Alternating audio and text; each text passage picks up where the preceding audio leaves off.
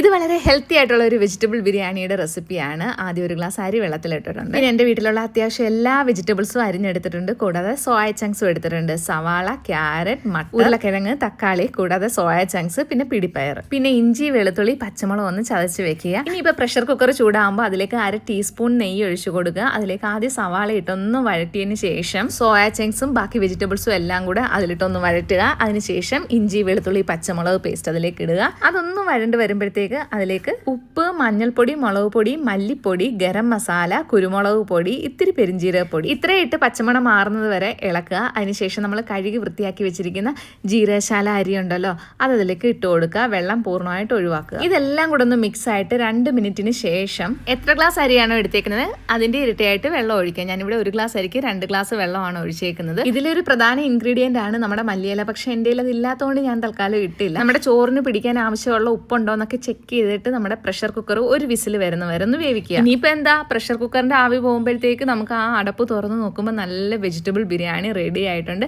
ഇത് ഞാൻ ഗ്യാരണ്ടിയാണ്, ഒന്നുണ്ടാക്കി നോക്കണം. സൂപ്പർ ടേസ്റ്റ് ആണ്. പിള്ളേർക്കൊക്കെ സ്കൂളിൽ കൊടുത്തു വിടാൻ പറ്റുന്ന അടിപൊളി ഒരു ഐറ്റം ആണ്. വീഡിയോ ഇഷ്ടപ്പെട്ട ചാനൽ സബ്സ്ക്രൈബ് ചെയ്യാൻ മറക്കല്ലേ.